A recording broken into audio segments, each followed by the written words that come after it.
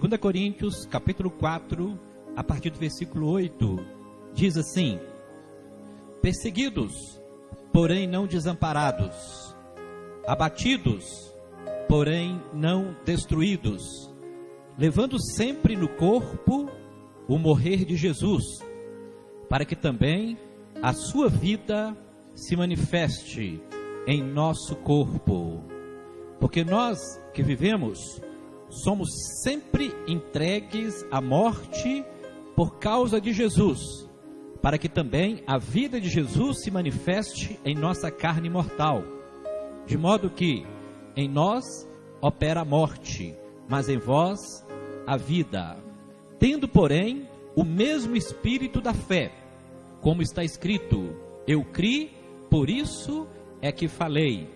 Também nós cremos, por isso também falamos, sabendo que aquele que ressuscitou o Senhor Jesus, também nos ressuscitará com Jesus e nos apresentará convosco, porque todas as coisas existem por amor de vós, para que a graça, multiplicando-se, torne abundantes as ações de graças por meio de muitos, para a glória de Deus. Que o Senhor abençoe a sua palavra em nossos corações. Vamos fazer uma oração? Pai, em nome de Jesus, te adoramos pela tua palavra, te adoramos porque é por meio dela que o Senhor nos edifica, que o Senhor nos fortalece. É por meio da tua palavra que somos curados, transformados, restaurados. Por isso, aplica a tua palavra em nossos corações, a fim de que possamos ser abençoados, ser guardados e fortalecidos em todos os momentos das nossas vidas. Nós abençoamos cada um dos teus servos e servas que estão ligados neste momento, atentos à tua palavra, que eles possam receber do Senhor, ó Deus, a tua bênção em nome de Jesus. Amém? Aleluia. Amados, nesta noite nós vamos falar um pouquinho sobre vencendo em meio às tribulações. O título da mensagem é Vencendo em meio às tribulações. Eu sei que é uma mensagem que não é muito pregada, principalmente nesses últimos tempos, aonde as pessoas, os líderes em especial, estão preocupados sobretudo em encher os templos. É uma mensagem que assusta os ouvintes, porque quando nós pregamos uma mensagem de edificação, de fortalecimento, de prosperidade, de abundâncias, de bênçãos, as pessoas são atraídas. Lembra quando Jesus multiplicou os pães e os peixes? Diz a Bíblia que havia uma grande multidão acompanhando Jesus. Enquanto ele supriu a necessidade daquela multidão, eles o acompanhavam, o aplaudiam, o glorificavam. Mas quando Jesus chamou aquela multidão para uma responsabilidade maior, diz a Bíblia que muitos dos seus discípulos voltaram atrás. Muitos dos seus discípulos o abandonaram. Então, desde os tempos de Jesus, a mensagem, ela tem o poder de afastar ou de atrair as pessoas.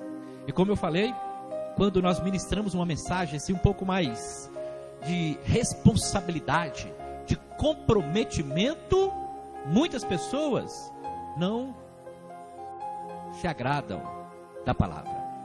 Quando Jesus chamou aquela multidão que o seguia para se comprometerem em comer o seu corpo, porque verdadeiramente o seu corpo era o pão, e beber do seu sangue, porque o seu sangue verdadeiramente era bebida, eles tornaram atrás, recuaram, não quiseram mais se comprometer. O texto que nós acabamos de ler, o apóstolo Paulo, ele mostra a realidade nua e crua de todos aqueles que querem seguir a Jesus Cristo. Aqui no versículo 8, diz assim, ó: em tudo somos atribulados, porém não angustiados, perplexos, porém não desanimados. O apóstolo Paulo, ele usa a expressão em tudo somos. Aí ele começa a destacar várias situações que o discípulo de Jesus está sujeito. E é bom nós lembrarmos o seguinte, que o próprio Jesus, ao chamar os seus discípulos para si, ele diz assim, ó, Mateus, no capítulo 16, a partir do versículo 24, ele diz assim, ó, se alguém quiser ser meu discípulo, renuncie a si mesmo, tome a sua cruz, depois siga-me. Então, o chamado para seguir a Jesus envolve bênção, envolve vitória, envolve alegria, envolve salvação, sim, mas também envolve compromisso. Envolve nós termos que não só carregarmos a nossa cruz, mas sobretudo, nós precisamos nos crucificarmos diariamente, para que a vida de Deus se manifeste através do nosso morrer. Por isso o apóstolo Paulo diz, não mais vivo eu, mas Cristo vive em mim. Paulo, ele aprendeu a encarnar a mensagem na prática. Ele não só levava a mensagem da cruz, e ele era perseguido por levar, por ensinar a mensagem da cruz, e muitos diziam que a mensagem da cruz era loucura, mas ele disse que era loucura para os que se perdiam, mas para nós era o poder de Deus, para todos aqueles que vão alcançar a salvação. Então, nós precisamos atentar para o genuíno evangelho pregado por nosso Senhor Jesus Cristo. Agora, por que eu digo isso, irmãos? Porque nós estamos passando por situações, por tempos em que os verdadeiros discípulos de Jesus estão passando por provas, estão passando por dificuldades, estão enfrentando tribulações. Por isso, o tema da mensagem é vencendo em meio às tribulações. E é bom eu destacar aqui também o seguinte, que vencer não significa triunfar sempre, porque nós temos uma maneira errada de decifrar o que é vencer. Para nós, vencer é não passar por prova, não passar por dificuldade, é ser cabeça e não cauda, é emprestar e não pedir emprestado, como muitos têm ensinado por aí. Mas preste atenção, vencer envolve perdas também. O apóstolo Paulo, em Filipenses capítulo 4, ele dá uma definição clara do que é vencer em Cristo Jesus. Ele diz assim, ó, porque eu aprendi a me contentar em toda e qualquer circunstância. Aprendi a conviver com abundância e também aprendi a viver na necessidade. Aí ele termina no versículo 13, dizendo, tudo posso naquele que me fortalece. Em outras palavras, ele disse aqui, eu posso estar passando por provas, eu estou passando por dificuldade, mas eu me alegro porque o Senhor é que me fortalece a passar por essa prova. Eu estou passando por necessidades, mas eu me alegro porque eu sei que o Senhor, Ele vai suprir no tempo certo as minhas necessidades. E o próprio apóstolo Paulo, em Filipenses capítulo 4, no versículo 4, ele fala assim, ó, regozijai-vos no Senhor. Outra vez eu vos digo, regozijai-vos no Senhor. A palavra regozijar significa se alegrar. Ele foi redundante, ele repetiu duas vezes. Outra vez, ó, alegrai-vos no Senhor. Outra vez eu vos digo, alegrai-vos no Senhor. Por que o apóstolo Paulo fala sobre isso, irmãos? Porque talvez, depois de Jesus, ele tenha sido o personagem bíblico que mais passou por provas, por tribulações, por dificuldades. Mas ele soube conviver em toda e qualquer circunstância. Jesus, no início do seu ministério, ele diz assim, ó, desde os tempos de João Batista, somente os que se esforçam é que vão entrar no reino de Deus. Então, para entrarmos no reino de Deus, nós precisamos ter esse entendimento. O cristão vai passar por provas. O cristão vai passar por dificuldades. Ele vai enfrentar muitas tribulações. Mas nós precisamos aprender a vencer em meio às tribulações. Jesus, em João capítulo 16, no versículo 33, um versículo que eu sempre cito aqui para vocês. Ele diz assim, ó: eu digo-vos isso para que tenhais paz em mim. No mundo tereis muitas aflições, mas tende bom ânimo, eu venci. Então, o próprio Jesus, ele deixou explícito para todos aqueles que querem segui-lo: vocês vão passar por provas, vocês vão passar por dificuldades, vocês vão enfrentar muitas tribulações. Irmãos, aqui cabe uma pequena colocação com relação a tudo isso que eu estou falando. Olha, se nós não passarmos por provas, se nós não passarmos por dificuldades, nós precisamos rever o nosso cristianismo, porque talvez tenha alguma coisa errada aí.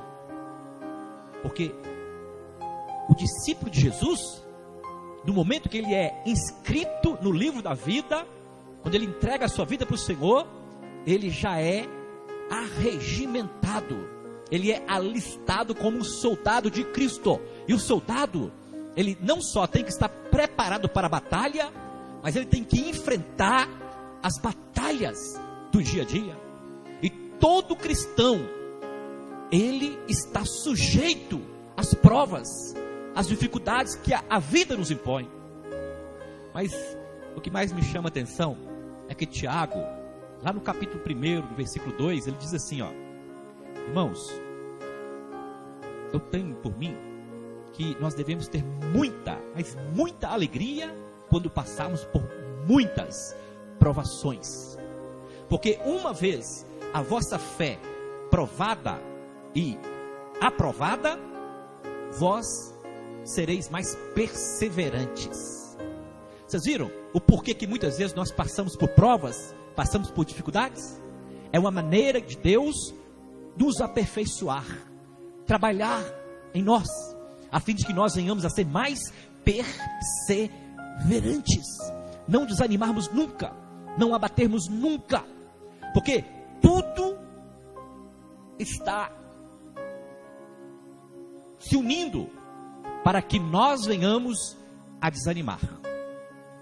Mateus capítulo 24, versículo 12, Jesus diz assim, ó: porque se por multiplicar a iniquidade, o amor de quase todos se esfriará.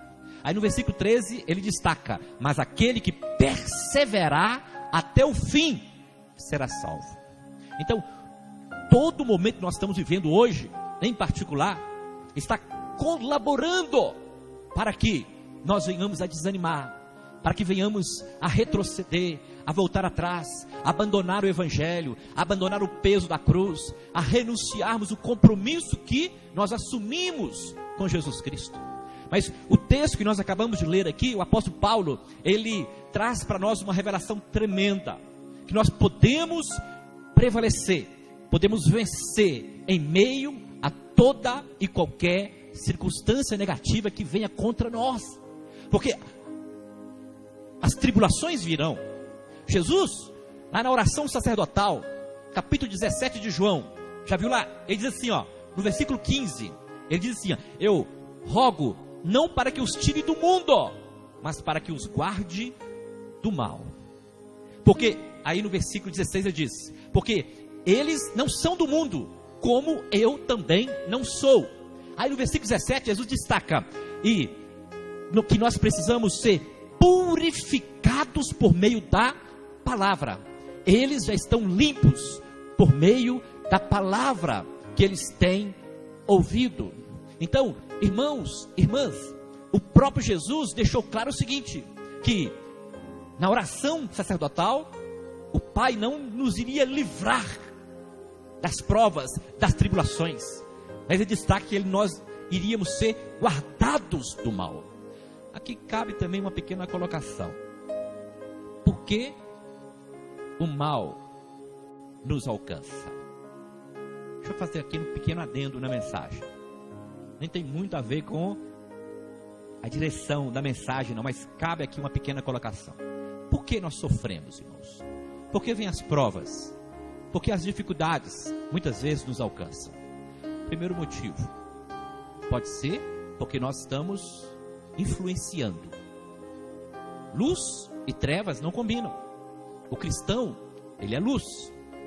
Nós somos a luz do mundo. O próprio Jesus diz isso. Nós temos o Espírito Santo. E quando nós temos o Espírito Santo, automaticamente nós vamos insuflar as resistências, as perseguições, as tribulações que virão sobre nós. Então, o primeiro motivo por que algumas vezes nós passamos por provas é justamente essa. Porque nós não somos mais deste mundo. E por não sermos mais deste mundo, tudo colabora para o nosso mal. Tudo se levanta para tentar nos abater. Por isso, o apóstolo Paulo, ele diz assim, versículo 8: em tudo somos atribulados.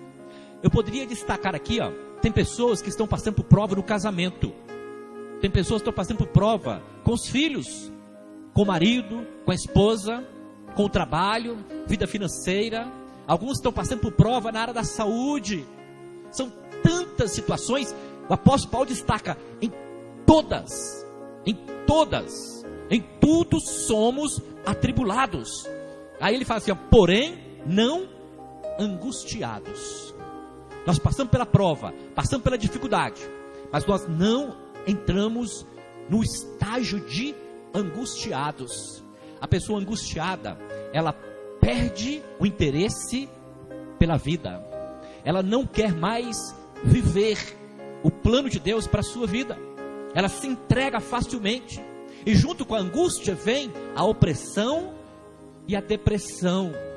E isso, uma vez consumado, a pessoa se entrega por completo. Quantas pessoas hoje estão aí dentro de seus lares, não querem sair da cama, estão abatidos, desanimados completamente, porque não conseguem enfrentar as provas que a vida lhe impõe. Irmãos, nós precisamos ter resiliência. Eu já falei para vocês o que significa resiliência. Resiliência é o poder de suportar as pancadas da vida. Outrora, quando um casamento acabava, cada um procurava o seu lado. Hoje, o marido, a esposa querem matar, ou querem morrer, ou querem matar o seu cônjuge. Isso é falta de resiliência, é falta de força para poder suportar as perdas da vida. A pessoa está trabalhando, recebendo um ótimo salário, de repente é despedido, ou então continua na empresa, mas devido a toda essa pandemia, tem uma redução de salário. A pessoa não consegue sobreviver mais, já pensa em tirar a sua própria vida, porque não soube lidar com uma situação negativa. O apóstolo Paulo continua dizendo o seguinte: em tudo somos atribulados, porém não angustiados, perplexos, porém não desanimados. Eu já falei para vocês aqui a história do desânimo. Alguns aqui não ouviram. Deixa eu me contar ela novamente. Deixa eu contar aqui a história do desânimo. Aí você nunca mais vai falar que está desanimado. Tem alguém desanimado aqui? Diz amém.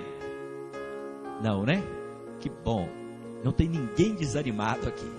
Depois dessa história você nunca mais vai falar: estou desanimado. Uma história diz que o diabo, ele ia se aposentar. É uma história, uma ilustração. Ele ia se aposentar. Aí ele decidiu vender todas as suas armas, todas as armas que ele havia utilizado aqui na terra. Quais são as armas que ele utilizou e que agora ele estaria leiloando, vendendo? A preguiça, a morte, a destruição, o ódio, a idolatria, enfim, várias armas. Armas que vieram e que destruíram muitas pessoas aqui na terra. E de repente, alguém entrou ali naquele local aonde estava realizando aquele leilão das armas que o diabo estava leiloando, vendendo, e a pessoa começou a olhar. foi olhando, e via armas grandes, limpas, brilhando, e pensava, essas armas são muito caras, vou comprar uma arma mais barata. Aí de repente, lá no fundo do salão, ele encontrou uma arma, estava toda suja, toda amassada. Era uma das armas que o diabo mais utilizava. Aí ele chegou perto do diabo e disse, olha, e essa arma? Ela está tão suja, está tão amassada, deve ser barata, eu vou comprá-la. O diabo vira para aquele homem e diz, não, pelo contrário, esta arma é a arma mais cara que eu tenho para vender, é a arma que eu mais utilizo, é a arma que todos os dias eu faço uso dela na vida dos habitantes aqui da terra. Aí a pessoa ficou curiosa e disse, mas que arma que é essa? Aí o diabo diz, essa arma é o desânimo. Eu coloco desânimo para as pessoas não irem trabalhar de manhã. Eu coloco desânimo para as pessoas não se acertarem quando tem confusão nos seus lares. Eu coloco desânimo no coração dos filhos para com os pais, dos pais para com os filhos. Eu coloco desânimo na vida das pessoas para elas não orarem. Eu coloco desânimo na vida das pessoas para elas não lerem Bíblia.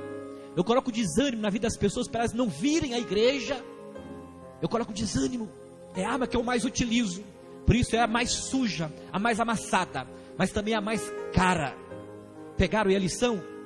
O inimigo, ele consegue fazer com que o desânimo entre no coração de muitas pessoas. E aqui o apóstolo Paulo fala que em tudo somos perplexos, mas não desanimados. Nós não podemos de forma nenhuma deixar que o desânimo nos domine. As provas vêm e a tendência é o desânimo se multiplicar. Aí nós não queremos mais buscar, principalmente, irmãos, quando nós estamos buscando o Senhor, nós pagamos um preço, estamos consagrando, fazemos um propósito, vamos para o monte, colocamos o nosso nome na oração de manhã, daqui trazemos a fotografia para estarmos intercedendo, e nós não conseguimos ver o resultado, nós não conseguimos ver a solução dos problemas, aí o desânimo monta mesmo. Mas aí o apóstolo Paulo fala, nós podemos até passar por perplexos, situações que vão nos deixar perplexos, mas nós não podemos nos entregarmos ao desânimo. Eu vou perseverar, eu vou crer que Deus vai mudar a minha sorte. Mas aqui, irmãos, que coisa interessante.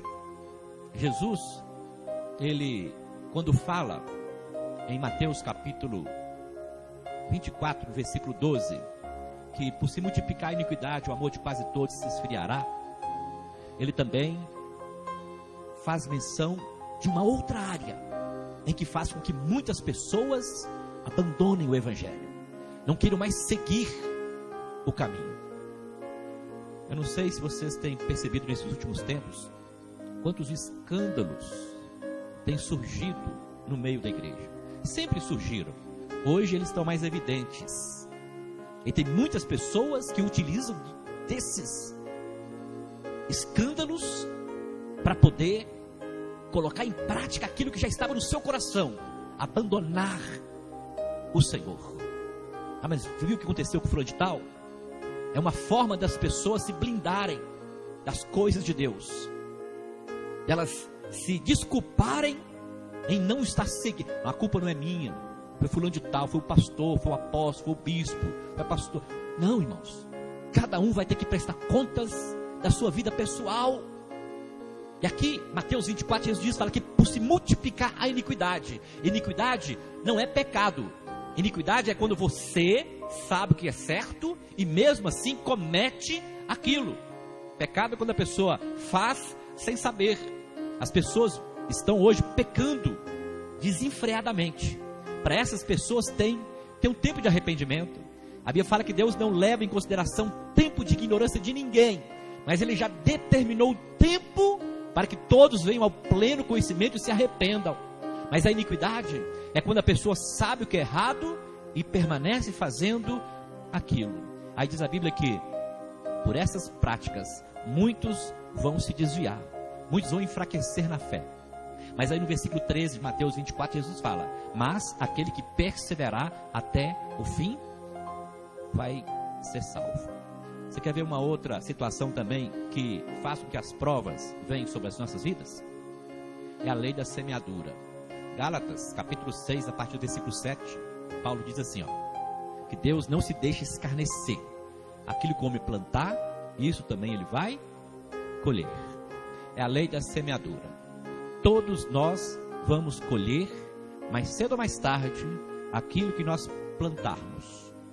E que, irmãos, quando nós cometemos, tem algumas falhas que elas são perdoadas no momento da nossa conversão, tá? Tem falhas que são perdoadas no momento da nossa conversão. Agora tem outras falhas que elas vão nos acompanhar até nós passarmos pelas consequências daquela prova, pelas consequências daquela situação negativa que nós fizemos lá no passado. Mas vamos perder a salvação? Não vamos perder a salvação. Eu estou só explicando para vocês que muitas vezes nós não entendemos por que estou passando por prova, por que estou passando por dificuldade. Por quê? Então, só fazendo uma pequena recapitulação. Primeiro, porque nós somos filhos da luz. A luz vai realmente incomodar as trevas. O inimigo vai se levantar. E a Bíblia fala que a nossa luta não é contra carne nem sangue, mesmo que carne e sangue se levantem contra nós. Mas nós temos que ter entendimento que a nossa luta é contra principados, potestades e dominadores que agem nas regiões celestiais. O segundo motivo por que vem as provas, vem as tribulações, porque às vezes nós nos afastamos dos caminhos do Senhor. Estamos, às vezes, até congregando, até dentro do templo, mas não estamos fazendo parte do corpo de Cristo. Aí, as provas vêm, elas multiplicam, elas crescem. E terceiro, é a colheita das sementes que nós temos plantado. A lei da semeadura, como eu falei. Bom, mas a mensagem, está vendo como que a mensagem, ela é impactante, irmãos? É uma mensagem que nos chama para um compromisso maior com o Senhor. Porque quando nós ouvimos uma mensagem desta, que o apóstolo Paulo falou aos coríntios, ele trouxe com o intuito de fortalecê-los, de animá-los, de mostrar para eles que em meio às provas, às tribulações, eles seriam guardados, se eles guardassem a palavra do Senhor, se eles cumprissem os mandamentos. Então, a mensagem dessa noite, para mim e para você, nós precisamos aprender a viver e vencer em meio às tribulações. E é interessante que Pedro, ele diz o seguinte, que nós temos que nos contentar, porque nós sabemos que as mesmas provas, as mesmas tribulações que nós temos enfrentado, muitos irmãos do mundo todo também estão enfrentando.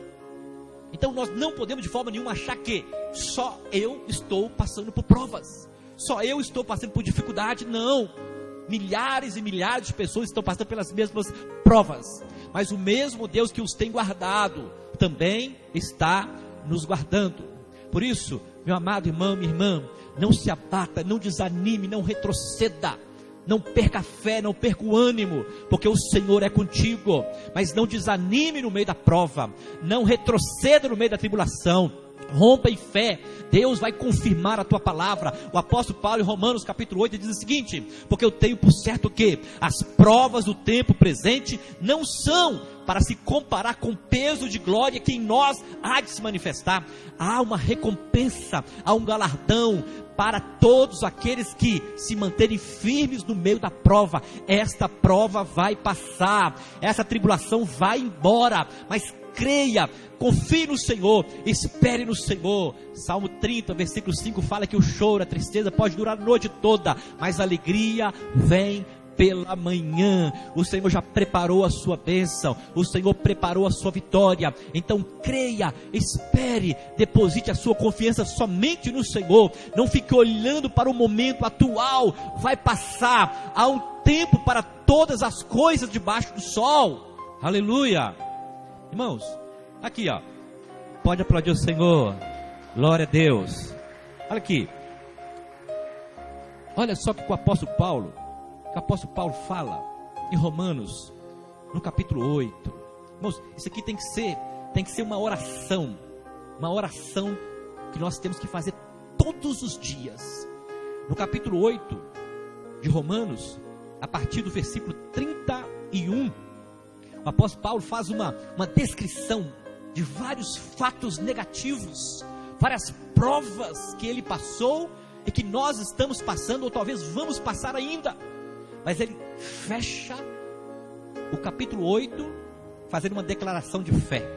E nós precisamos, nos apropriarmos também desta confissão de fé no Senhor. Ele diz assim, a partir do versículo 31, Romanos capítulo 8, versículo 31. Que diremos, pois, à vista destas coisas? Se Deus é por nós, quem será contra nós? Aquele que não poupou o seu próprio filho, antes por todos nós o entregou, porventura não nos dará graciosamente com ele todas as coisas? Quem intentará acusação contra os eleitos de Deus? É Deus quem os justifica. Quem os condenará? É Cristo Jesus quem morreu, ou antes, quem ressuscitou, o qual está à direita de Deus e também intercede por nós. Quem nos separará do amor de Cristo? Aqui, ele começa a fazer uma relação do que pode nos separar do amor de Cristo. Ele começa falando justamente sobre a tribulação, sobre as dificuldades da vida. O tema da mensagem é vencendo em meio às tribulações. Ele diz aqui, no versículo 35, quem nos separará do amor de Cristo? Será tribulação, ou angústia, ou perseguição, ou fome, ou nudez, ou perigo, ou espada? Como está escrito, por amor de ti somos entregues à morte o dia todo, fomos considerados como ovelhas para o matadouro. Em todas estas coisas, porém, aleluia, somos mais, muito mais do que vencedores por meio daquele que nos amou. Porque eu estou bem certo de que nem a morte, nem a vida, nem os anjos, nem os principados, nem as coisas do presente, nem do porvir, nem os poderes, nem a altura, nem a profundidade, nem qualquer outra criatura poderá separar-nos do amor de Deus que está em Cristo Jesus, o nosso Senhor. Aleluia! O Senhor é aquele que nos sustenta em meio às provas. O Senhor jamais nos abandona. Ele mesmo diz, eis que eu estou convosco todos os dias, até a consumação dos séculos. Então, se apegue aí a essa palavra. Deus não se esqueceu de você. Por maiores que sejam as provas que você tem enfrentado, por maiores que sejam as tribulações que têm vindo sobre você, sobre a sua casa, sobre a sua família, creia, Deus está no controle de todas as coisas. Talvez você não está vendo o agir de Deus, mas Deus age no silêncio. Ele opera mesmo sem nós termos visibilidade, mesmo sem nós conseguirmos enxergar a ação dele. A sua mão, diz Isaías 59, versículo 1, não está encolhida para que não nos possa abençoar. Os teus ouvidos não estão encravados para que não nos possa ouvir. E lá no capítulo 43 de Isaías diz, agindo eu, quem impedirá?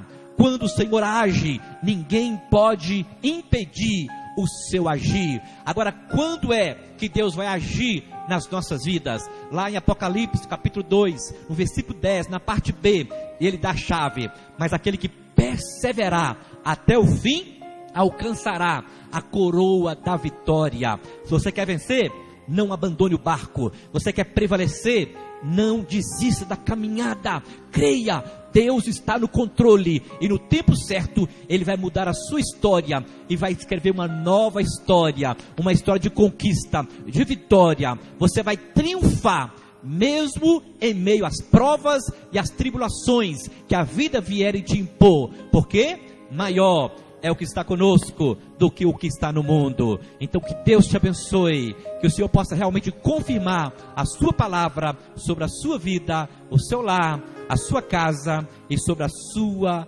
família. Amém. Vamos aplaudir o Senhor?